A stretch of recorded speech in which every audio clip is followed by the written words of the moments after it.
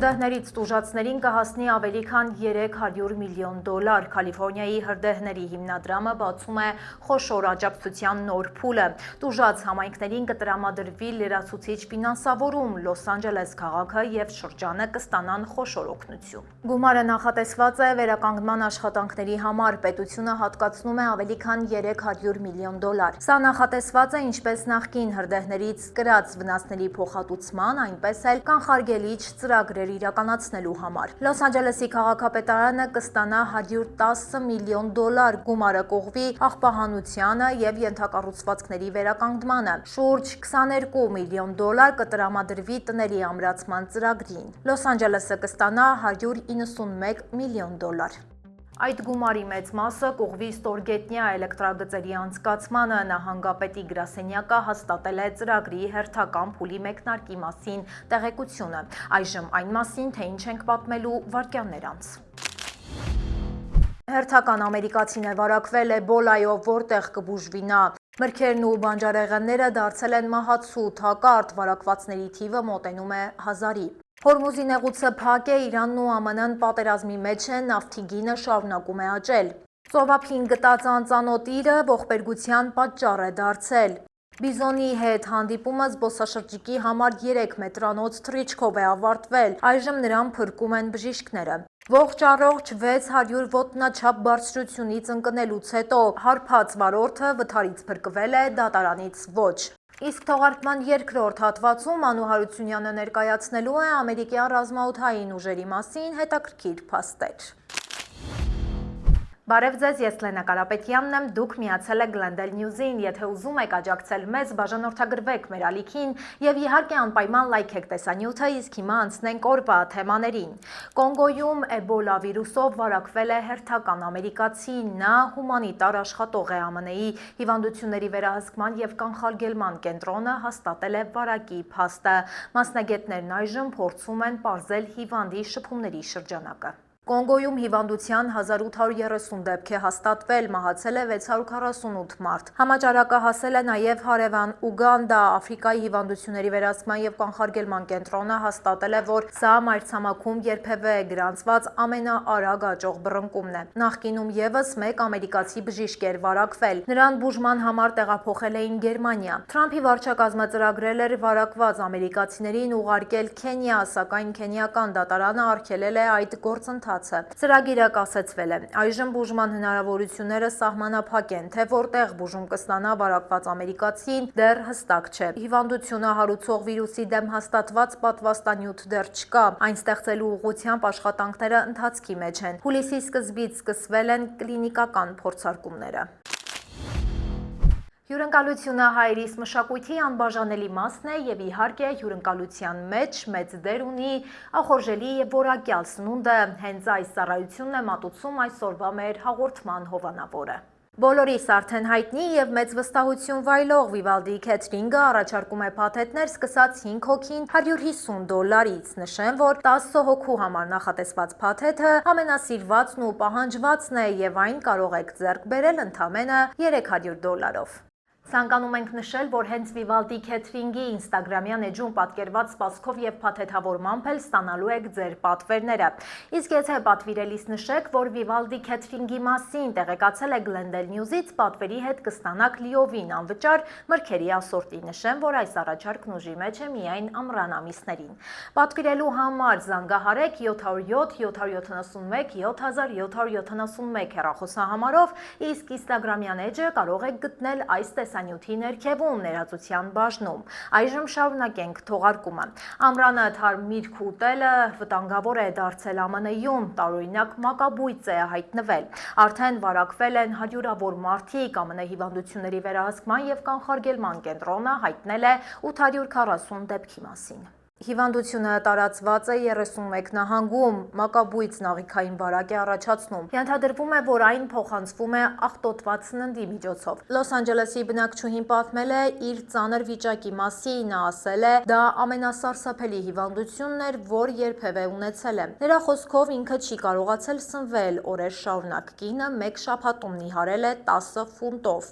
Բժիշկները նրան նշանակել են հակաբիոտիկներ, հիմա նա առողջ է։ Մասնագետները դեռ չեն գտել վարակի վիճակի կոնկրետ աղբյուրը։ Նախկինում վարակը տարածվել է կանաչեղենի միջոցով։ Սննդի անվտանգության փորձագետները հորդորում են միրգն ու բանջարեղենը լվանալ հոսող ջրով, հնարավորինս խուսափել հում սնունդ օգտագործելուց։ Հակառակ բժիշկների խորհուրդներին վարակի դեպքերը ավելանում են։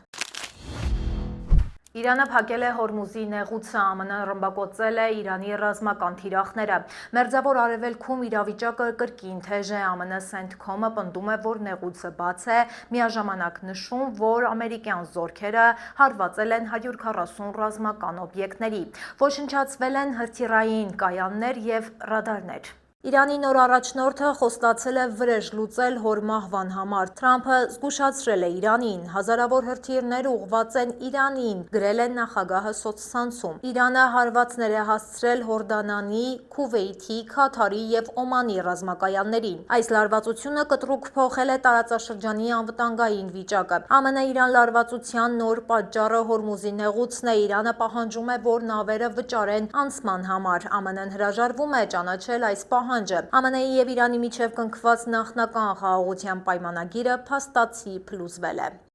Պատերազմի պատճառով ամերիկացիները վառելիքի վրա ծախսել են լրացուցիչ 35 միլիարդ դոլար, ընդ որում կալիֆոռնիացիներն ամենաշատն են տուժել։ Կալիֆոռնիայում բենզինի գինը ԱՄՆ-ում ամենաբարձրն է։ Պատերազմի սկզբի համեմատ ԱՄՆ-ում բենզինը թանկացել է 30%-ով։ Միջին գինը մայիսին հասել է 4,63 դոլարի 1 գալոնի դիմաց։ Սա ամենաբարձր ցուցանիշն է վերջին տասնամյակի ընթացքում։ Յուրաքանչյուր վարորդ ստիպված է ամսական վճարել մինչև 300 դոլար ավել, նշում է Ամերիկայի ավտոմոբիլային ասոցիացիան։ Վայոմինգում բենզինը թանկացել է 40%-ով ավելի։ Մոնտանայում և Վիսկոնսինում նույնպես գները կտրուկ բարձրացել են։ Ինդիանան այս առումով ամենակայուն նահանգն է, այստեղ գները աճել են միայն 10%-ով։ Որոշ նահանգներ արդեն կասեցրել են վառելիքի հարկերը ժողովրդին օգնելու համար։ Թրամփի վարչակազմը քննարկում է դաշնային հարկի հնարավոր կասեցումը, սակայն վերջնական որոշում դեռ չի կայացվել։ Մասնագետները նշում են, որ սպառողները հիմա ավելի շատ գումար են տրամադրում կոմունալ ծառայություններին։ Տնտեսական ծանր վիճակը ստիպում է ամերիկացիներին վերանայել իրենց բյուջեն։ Ապագա 12 ամիսների համար մարդիկ կանխատեսում են ավելի շատ տրանսպորտային ծախսեր։ Փորձագետները ևս կարծում են, որ ծախսերը առաջիկայում կշարունակեն աճել, քանի որ ԱՄՆ-Իրան համաձայնության հավանականությունը մնում է փոքր։ 13-ամյա ամերիկահայ պատանին կարող է ԱՄՆ-ում շախմատային նոր աստղերից մեկը դառնալ։ Իր 2194 ռեյտինգով Արարատ Բաղդասարյանը ըստ FIDE-ի վարկանշային չափանիշների ԱՄՆ-ի լավագույն շախմատիստների առաջին տասնյակում է, աշխարհի լավագույն շախմատիստների առաջին 100-յակում։ Դեռ ավելին, Կալիֆոռնիայում բնակվող Արարատը վերջերս շախմատի միջին դպրոցների նահանգային առաջնությունում զբաղեցրել է առաջին տեղը։ Այժմ ամերիկահայ պատանին սպորտի վարպետի թեկնածու է։ Սպորտի ազգային վարպետի կոչումը ստանալու համար նրան ընդամենը 6 միավոր է պակասում։ Արարատը շախմատով զբաղվում է արդեն 4 տարի, առջևում նոր ու պատասխանատու մրցույթ է։ Նահանգային չեմպիոն դառնալուց հետո Արարատը պետք է Կալիֆոռնիան ներկայացնի համաամերիկյան մրցույթում, որը կայանալու է օգոստոսի 2-ից 7-ը Միչիգանում։ Ցանկանում եք հանգիստ զբոսնել Հոլիվուդի փողոցներում, առաջիկա կիրակի դա հնարավոր է։ Քաղաքի 6/6 մղոն հատվածը կփակվի երթևեկության համար, մեքենաներին կփոխարինեն հետիոտներն ու հեծանվորդները։ Միջոցառումը կանցկացվի Լոս Անջելեսի Վեսթ Հոլիվուդից մինչև Արևելյան Հոլիվուդ։ Ճանապարհը կդառնա յուրօրինակ ժամանակավոր այգի։ Այստեղ կարող եք վազել, չմուշկ քշել կամ քայլել։ Երթուղին անցնում է շատ հայտնի վայրերով, դուք կտեսնեք парքի ծառուղին և պատմական շենքեր։ Քայլելով կբացահայտեք Լոս Անջելեսի թաքնված անկյունները։ Միջոցառումը կտևի առավոտյան 9-ից մինչև երեկոյան 4-ը։ Կազմակերպիչները հիշեցնում են, մասնակցությունն անվճար է բոլորի համար։ Երկու գլխավոր կետերում կգործեն հատուկ հանգույցներ, այնտեղ կարող եք ջուր լցնել կամ նորոգել հեծանիվը։ Հոլիվուդյան հանգույցում կցուցադրվի նաև աշխարհի գավաթի խաղը։ Կազմակերպիչները բնակիչներին կոչ են անում ուշադիր լինել, փողոցները փակ կլինեն առավոտյան 7-ից մինչև երեկոյան 6-ը։ Կայանատեղիներում մեքենա թողնել չի կարելի, եթե ձեր մեքենան տարհանվի, դուք կստանաք փոխհատուցում, այն կկազմի մինչև $20։ Կալիֆորնիայի հյուսիսում Point St. George ծովափում պայթյուն է որոտացել։ Բնակիչներից մեկը ծովափը հրավառության մնացորդներից մաքրելիս նկատել է ավազի մեջ խրված գլանաձև իր, երբ տղամարդը վերցրել է իրը, պայթել է։ Նա կորցրել է ձեռքը, ստացել այլ ծանր վնասվածքներ։ Տարածքում բջջային կապ չի եղել, տուժողի ընտանիքի անդամները երկար ճանապարհ են անցել կապ գտնելու եւ օգնություն կանչելու համար։ Փրկարարները ժամանել են 20 րոպե անց, վիրավորը տեղափոխվել է հիվանդանոց եւ ենթարկվել վիրահատության, նրա աչքերում մետաղյա բեկորներ են մնացել։ Որոշ վնասվածքներ հնարավոր չի եղել բուժել։ Տղամարդուն սպասվում են նոր վիրահատություններ, բուժման ծախսերը հոգալու համար դրամահավաք է հայտարարվել, հավաքվել է $90,000։ Պայթուցիկի հետքեր չեն գտնվել, արդյոք դա հրավառության սարքի բեկոր է եղել, թե առանձին պայթուցիկ սարք, չի մանրամասնվում։ Հետաքննությունը շարունակվում է, իրավապահները հորդորում են չդիպչել կասկածելի իրերին նոր ողբերգական դեպքերից խուսափելու համար։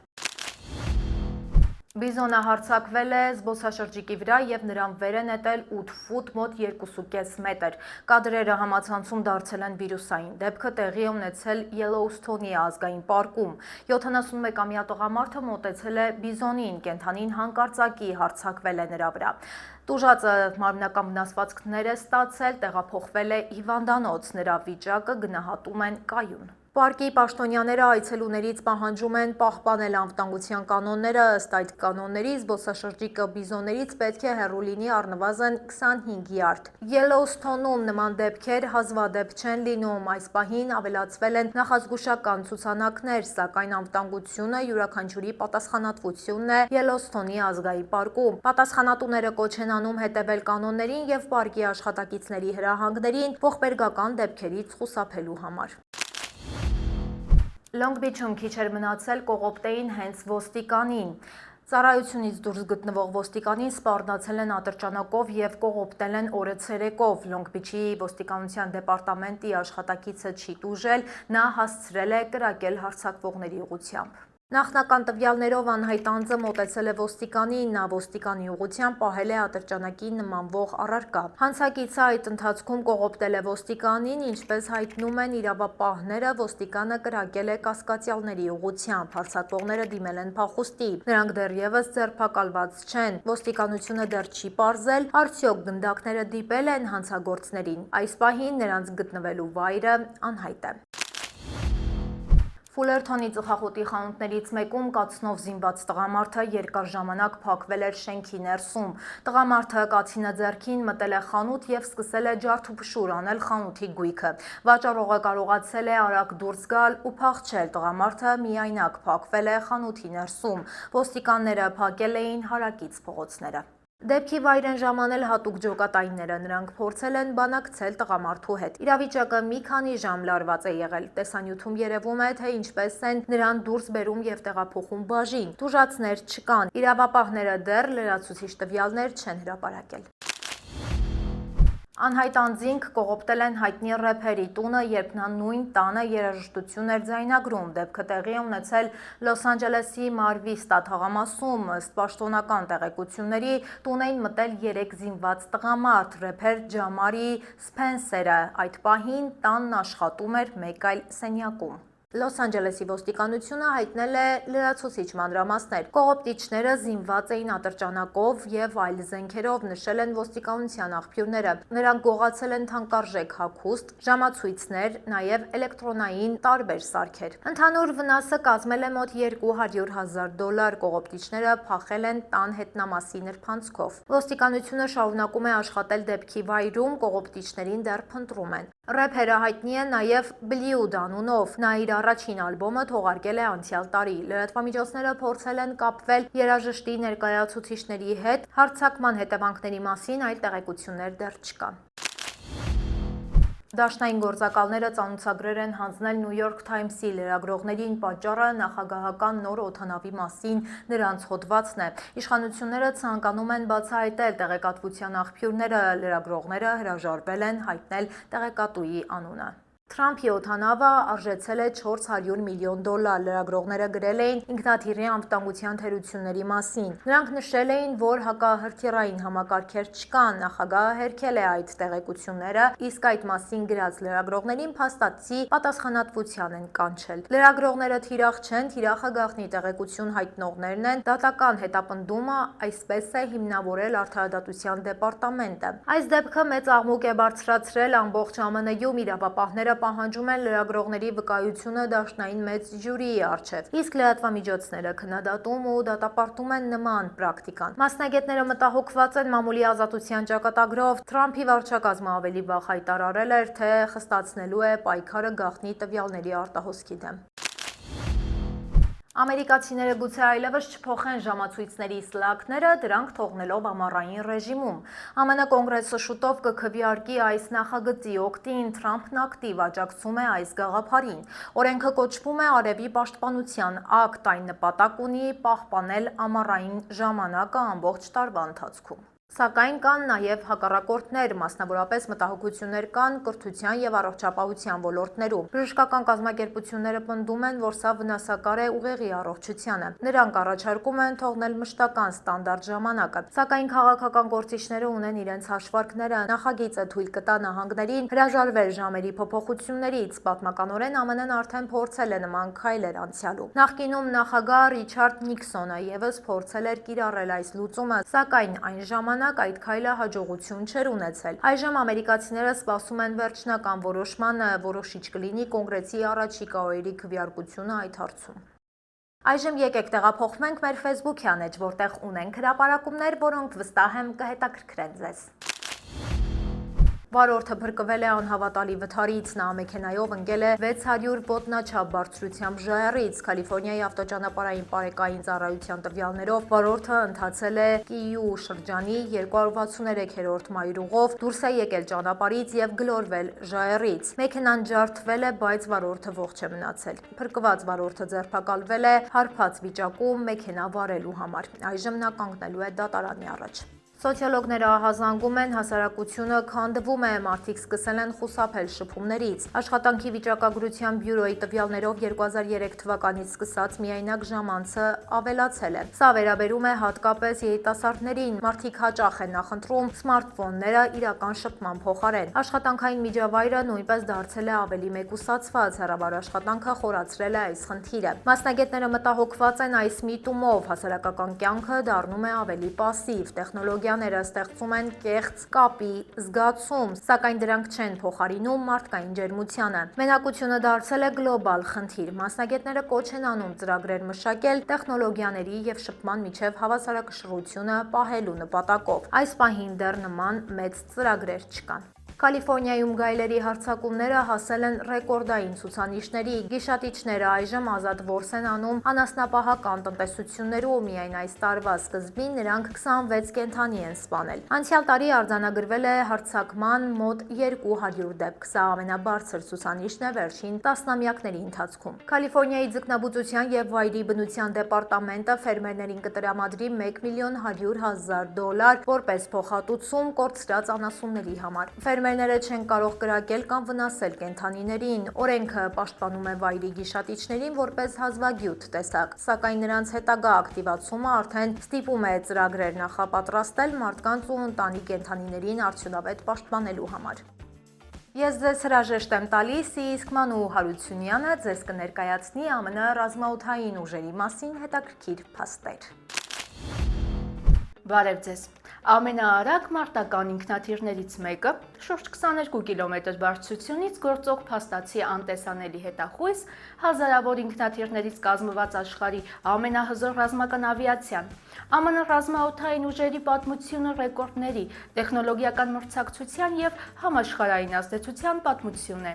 Այսօր միասին կտեսնենք, թե ինչպես երկինքը դարձավ Վաշինգտոնի գլխավոր առավելություններից մեկը։ ԱՄՆ ռազմաօդային ուժերը որպես առանձին զինված ուժ ձևավորվեցին 1947 թվականի սեպտեմբերի 18-ին ազգային անվտանգության մասին օրենքի ընդունումից հետո, սակայն դրանց արմատները հասնում են մինչև 1907 թվականը, երբ ստեղծվեց ԱՄՆ բանակի ավիացիոն ստորաբաժանումը, որը հետագայում դարձավ ռազմական ավիացիայի հիմքը։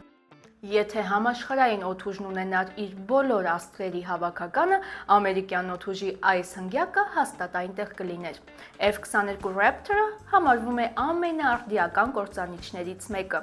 F-35 Lightning II-ը միավորում է գրեթե անտեսանելիությունն ու բազմաֆունկցիոնալությունը։ B-2 Spirit-ը կարողանում է թռչել միջմայրցամաքային հեռավորություններ։ C-17 Globemaster III-ը տեղափոխում է հսկայական բեռներ, իսկ SR-71 Blackbird-ը մինչ օրս լեգենդ է, քանի որ կարողացել է ամենաանհավանական իրավիճակներում բարձր պահել ամերիկյան օդուժի անունը։ Այս ինքնաթիռներից SR-71 Blackbird-ը մնում է ԱՄՆ պատմության ամենաարագ օդանավերից մեկը, զարգացնելով ավելի քան մեծ 3 արագություն եւ ունենալով մոտ 26 կիլոմետր բարձրությունից գործելու բացառիկ հնարավորություն։ Ամենահեռուն թռչողներից է B-2 Spirit ռազմավարական ռմբակոծիչը, որը առանց վերալիցքավորման կարող է թռչել ավելի քան 11000 կիլոմետր։ ԱՄՆ օդուժի պատմությունը միայն նոր տեխնոլոգիաների մասին չէ, այլ նաև գործողությունների, որոնք փոխել են պատերազմների ընթացքը։